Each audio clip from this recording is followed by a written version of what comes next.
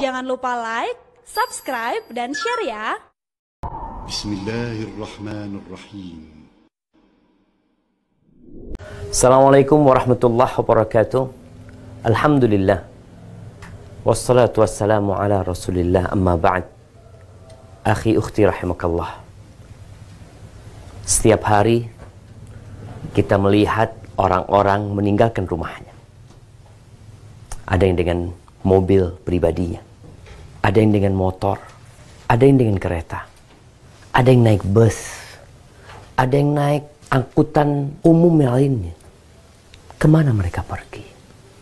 Apa yang sedang mereka cari? Mereka sedang berburu rizki. Mungkin sebagian orang mengatakan, bukankah rizki kita sudah ditetapkan oleh Allah Azza wa Jal tatkala umur kita 120 hari di perut bunda kita? Itu malaikat dikirim untuk mencatat. Apa yang dicatat? Salah satu yang dicatat adalah rizkinya udah dicatat. Tapi bukan berarti seorang muslim ketika rizkinya sudah ditentukan, dia duduk di rumahnya, dia tidur-tiduran di pagi hari. Dia tidak menggerakkan tangannya, memeras keringatnya. Tidak. Dia harus berusaha. Allah Azza wa Jalla mengatakan, "Alladzi ja'ala lakumul arda dhalulan. Famshu fi manakibiha wa kulu min rizqih." Kata Allah, dialah Allah Jalla Jalal yang menciptakan bagi kalian bumi landai, dapat dilaluin. Orang-orang bisa jalan di atasnya. Agar mereka berjalan di atas muka bumi ini. Meninggalkan rumahnya, bekerja, berusaha, makan dari rizki yang sudah Allah tetapkan. Akhi ukhti rahimakallah. Banyak orang berusaha, berkeringat untuk mencari rizki, memberikan nafkah kepada keluarganya. Tapi dia lupa satu hal yang tiap hari dilakukan oleh Rasulullah SAW. Nabi itu tiap pagi sebelum matahari terbit, beliau berdoa mengatakan, Allahumma inni as'aluka ilman nafi'an wa rizqan tayyiban wa amalan mutaqabbala. Ya Allah, aku memohon kepadamu. Hidup ini dimulai dengan permohonan. Langkah-langkah kita, usaha kita, yang buka tokonya, yang menghamparkan barang dagangannya, mulailah dengan permohonan. Tatkala engkau memulai harimu dengan memohon kepada Allah, engkau adalah seorang yang beriman. Apa yang diminta? Ilman nafi'an. Ilmu yang bermanfaat di Allah. Kita perlu ilmu agar kita nggak ditipu orang. Kita perlu ilmu agar kita dapat mengetahui mana yang halal dan mana yang haram. Jangan sampai kita makan rizki yang haram gara-gara kita nggak belajar. Ilman nafi'an. Yang bermanfaat ilmu itu. Baik dalam urusan agama, yang tentunya itulah ilmu yang paling bermanfaat. Yang orang ikhlas mengkajinya dan mengamalkannya dalam kehidupan ini. Dan dalam urusan dunia. Sehingga kita bisa bekerja, berusaha, nggak capek, tapi bisa menghasilkan banyak. Yang kedua yang diminta oleh beliau alaihi salatu wassalam, wa rizqan tayyiban. Rizki yang halal ya Allah. Rizki yang baik. Bukan sekedar banyak. Banyak manusia berlomba-lomba menumpuk hartanya, tapi nggak bermanfaat buat dia tuh harta. Tuh rizki jadi nggak baik buat dia. Berapa banyak rizki yang mengantarkan pemiliknya kepada kemaksiatan. Nggak. Kita minta rizki yang baik, yang halal, yang bisa mengantarkan kita kepada Allah Azza wa Jal, membuat anak-anak jadi anak-anak yang soleh, membuat orang tua jadi cinta sama anak-anaknya. Dan yang ketiga, wa amalan mutaqabbala, minta amalan yang diterima sama Allah Azza wa Jal.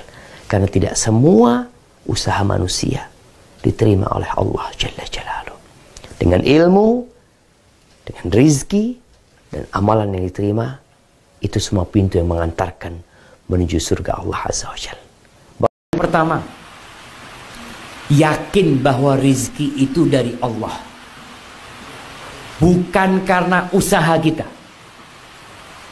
Jangan pikir kalau saya semakin kerja keras, uangnya semakin banyak. Ada orang yang kerja keras, lembur sampai sakit-sakit rezekinya tetap. Bahkan lemburannya habis karena harus berobat. Sakit. Jadi yang pertama harus yakin rezeki itu dari Allah. Yang membagi itu Allah. Kenapa fulan kaya, kenapa fulan miskin? Allah yang ngasih. Dan itu semua ujian. Ini yang pertama. Yang kedua, tawakal. Ketika kita yakin Allah yang ngasih, hati kita ini berserah diri kepada Allah. Ya Allah, pagi hari berangkat kerja, baca doa. Bismillahi tawakkaltu ala Allah. La haula wa la quwata illa billah. Ada yang kerja jatuh patah tulangnya. Ada yang berangkat kerja ditabrak gak pernah pulang ke rumahnya. Banyak kejadian. Maka ini harus ada pada diri kita. Yakin, kemudian kita bertawakal kepada Allah. Kemudian yang ketiga yang perlu kita lakukan, memperbanyak silaturahim. Jadi ketika dapat rezeki, pikirkan keluarga kita yang miskin. Jadi yang ada di benak kita ini bukan mau bangun rumah, bukan mau beli mobil, bukan mau kawin, buat apa macam-macam. Ada keinginan untuk membantu kerabat. Itu yang membuat rezeki kita berkah. Kata Nabi Muhammad SAW, man ahabba ayyubsata lahu fi rizqih. Barang siapa yang ingin rizkinya diluaskan, wa yunsa'alahu fi athari, ingin umurnya dipanjangkan, falyasil rahimah, hendaklah dia silaturahim. Kemudian yang keempat, sholat malam. Kata Rasul sallallahu alaihi wasallam, ini pesannya Jibril kepada Nabi alaihi salatu wasallam, wa'lam anna syarafal mu'min qiyamuhu bil lail. Ketahuilah kemuliaan seorang mukmin itu ketika dia salat malam. Wa izzatahu istighna'uhu 'anil nas. Dan kehormatan dirinya ketika dia tidak butuh sama orang, tidak minta-minta sama orang. Maka dengan cara seperti itu mudah-mudahan diberkahi. Waktu salat, salat. Waktu berzikir, berzikir. Jadi ketika masuk waktu sholat, tinggalkan pekerjaan. Sebentar, berapa sih tinggalkan kerjaan? 10 menit. Kita makan setengah jam, tiduran setengah jam bisa. Tapi untuk cari berkah, tolong tadi.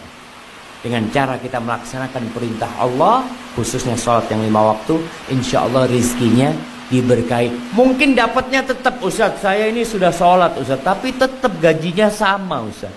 Ya memang nggak beda. Apa kalau yang sholat di masjid gajinya beda aja, mah? Enggak. Kita tidak udah sampaikan. Kita udah sampaikan kalau ibadah sholat kita, ibadah kita yang lain tuh pahalanya kapan diambil? Di akhirat, bukan di dunia. Tapi di dunia kita dapat berkahnya, insya Allah. Barakallahu fikum. Baik. Antum alhamdulillah sudah sholat, bisa ngajak orang kepada sholat. Antum alhamdulillah sudah membaca zikir pagi dan petang. Antum punya teman Masya Allah selalu bingung dengan masa depannya.